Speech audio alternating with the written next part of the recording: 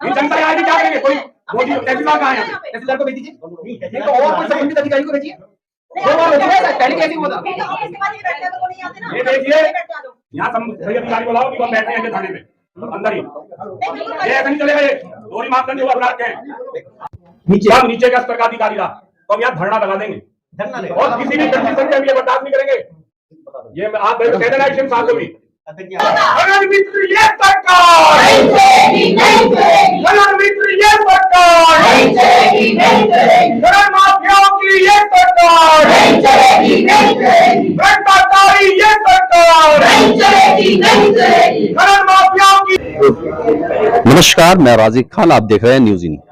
जैसे कि आप जानते हैं कि न्यूज इन के माध्यम से मेरे द्वारा एक मुद्दा उठाया गया था जो कि हिमाचल प्रदेश में लगे स्टोन क्रशर गोज्जर से जो प्रतिबंधित खनन सामग्री है वह अवैध रूप से डाक पत्थर के पुलों के माध्यम से उत्तराखंड में आ रही थी, जो कि वन विभाग का शुल्क चोरी कर और स्टेट जीएसटी चोरी कर उत्तराखंड में आ रही थी। जब इसकी हमने जांच पड़ताल की तो हमने वहां पर जो मौजूदा सुरक्षा कर्मी हैं उनसे पूछा कि भैया इस तरह का खेल क्यों चल रहा है, क्या आप इससे अनभिज्ञ हैं और आप इनको वाहनों को क्यों आने दे रहे हैं। तो उनके द्वारा बताया गया कि यह यूजेवीएनएल के जो अधिशासी अभियंता है उनके द्वारा एक आदेश पारित किया गया है कि इन वाहनों को जो है उत्तराखंड में और हिमाचल प्रदेश में आने जाने पर इन पर कोई रोक ना लगाई जाए। लेकिन जब हमने मतलब अधिशासी अभियंता से मालूम किया तो उनके द्वारा कहा गया कि उनके द्वारा जो है सिर्फ 4 गाड़ियों की अनुमति दी गई है, वो भी कि मतलब जो है खनन सामग्री के लिए नहीं, मतलब उनके सामान के आने जाने के लिए अनुमति दी गई है। अब मैं यहाँ यह कहना चाहूंगा कि जब उनके द्वारा 4 वाहनों की अनुमति दी गई थी तो 20 वाहनों की लिस्ट उनके द्वारा उन सुरक्षा कर्मियों को क्यों दी गई और उसमें जो प्रतिबंधित खनन सामग्री या अवैध कुछ भी सामग्री आ रही थी उसकी मॉनिटरिंग करने की जिम्मेदारी किसकी थी। इसी को लेकर हमारे द्वारा एक खबर उठाई गई थी, जिस संबंध में आज कांग्रेस पार्टी की जिला अध्यक्ष और कांग्रेस पार्टी के कई पदाधिकारी तहसील विभाग में पहुंचे, तहसील विकासनगर में पहुंचे और उन्होंने एक एसडीएम को एक ज्ञापन दिया और इस भ्रष्टाचार पर रोक लगाने के लिए और जो भ्रष्टाचार में शामिल है अधिकारी और कर्मचारी उन पर कार्रवाई की मांग की है और उन्होंने इसके लिए 1 हफ्ते का समय तहसील प्रशासन को दिया है। कांग्रेस पार्टी के कार्यकर्ता जिला अध्यक्ष लक्ष्मी अग्रवाल के नेतृत्व में काफी संख्या में तहसील परिसर में इकट्ठा हुए, जमकर नारेबाजी करते हुए नहर मरम्मत के नाम पर हिमाचल राज्य से अवैध रूप से प्रतिबंधित खनन सामग्री, वो भी बिना किसी प्रकार का सरकारी शुल्क दिए लाए जाने पर विरोध प्रदर्शन किया। और कांग्रेस के जिला अध्यक्ष लक्ष्मी अग्रवाल ने कहा कि प्रदेश में किसी भी तरह का भ्रष्टाचार बर्दाश्त नहीं किया जाएगा। कांग्रेस पार्टी जापान के माध्यम से इस भ्रष्टाचार की उच्च स्तरीय जांच की मांग करती है और दोषियों के विरुद्ध कड़ी कार्रवाई की भी मांग करती है। यदि 1 हफ्ते के अंदर उनकी मांगे पूरी नहीं की जाती तो कांग्रेस पार्टी के द्वारा धरना प्रदर्शन किया जाएगा। अगर अगली बार हमें यहाँ ना मिले तो हम यही धरना लगा देंगे कि दो और ये एसडीएम साहब कांग्रेस के ज्ञापन लेने से डरते हैं क्या? ये पहले माफियाओं का साथ दे रहे हैं यहाँ पे एसडीएम साहब। ये पहले क्या हुए थे? इसका मतलब तो साफ प्रतीत हो रहा है कि एसडीएम विकासनगर तहसील विकासनगर के पूरे प्रशासन की मिली भगत है। पूरी तहसील खनन माफिया के साथ खड़ी है। नीचे का स्तर का अधिकारी रहा तो हम यहाँ धरना लगा देंगे और किसी भी कंडीशन में हम ये बर्दाश्त नहीं करेंगे। ये आप कह देना एसडीएम साहब को भी। आपका ध्यान पछवादून के विकासनगर क्षेत्र में यूजेवीएनएल के अधिकारियों की मिलीभगत से चल रहे अवैध खनन के कारोबार की ओर आकर्षित करना चाहते हैं। अधिशासी अभियंता यूजेवीएनएल डाक पत्थर द्वारा अपने एक आदेश में कुछ कतिपय डंपरों की लिस्ट जारी करते हुए उन्हें अवैध प्रतिबंधित खनन सामग्री हिमाचल प्रदेश से बेरोक-टोक बैराज पुल पार करने की इजाजत दी गई है, जो कि भारी अवैध खनन घोटाले की ओर स्पष्ट रूप से इशारा करता है।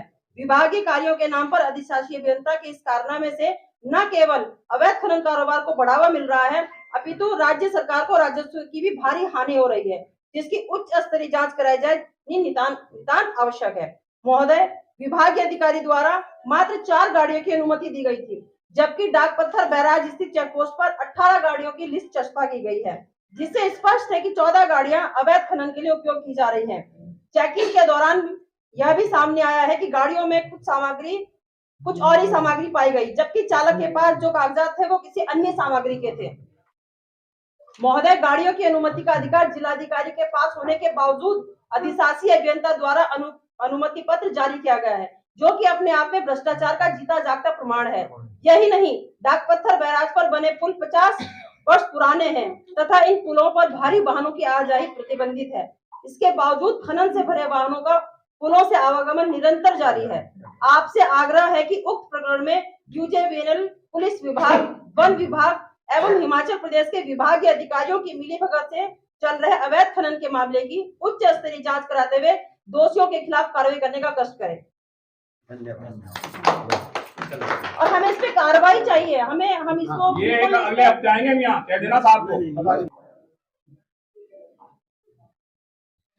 खनन मित्र सरकार, खनन मित्र मुख्यमंत्री, खनन मित्र मुख्यमंत्री, खनन मित्र मुख्यमंत्री, खनन मित्र मुख्यमंत्री, मित्र ये सरकार, खनन मित्र ये सरकार, खनन माफियाओं की ये सरकार, भ्रष्टाचारी ये सरकार, खनन माफियाओं की।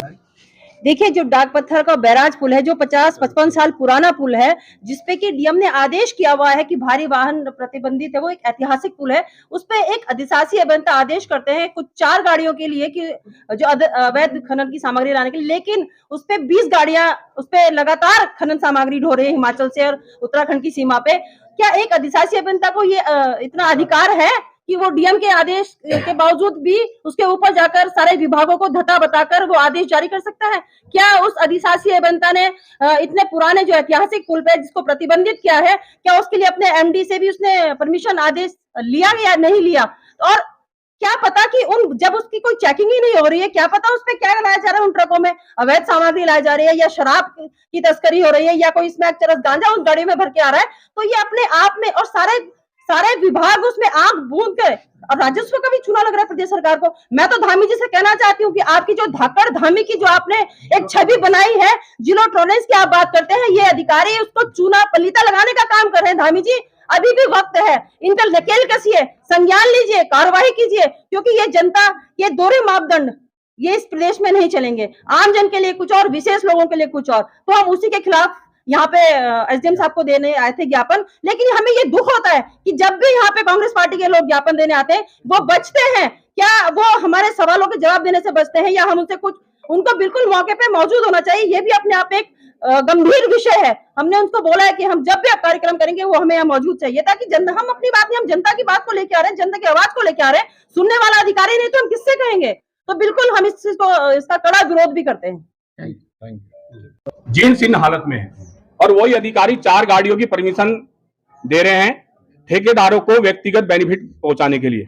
उसमें खनन माफिया इन्वॉल्व है और एक गाड़ी अवैध रवाना कुछ और था और माल कुछ और था उस गाड़ी में, वो पकड़ी भी गई है और एसडीएम साहब के संज्ञान में भी है।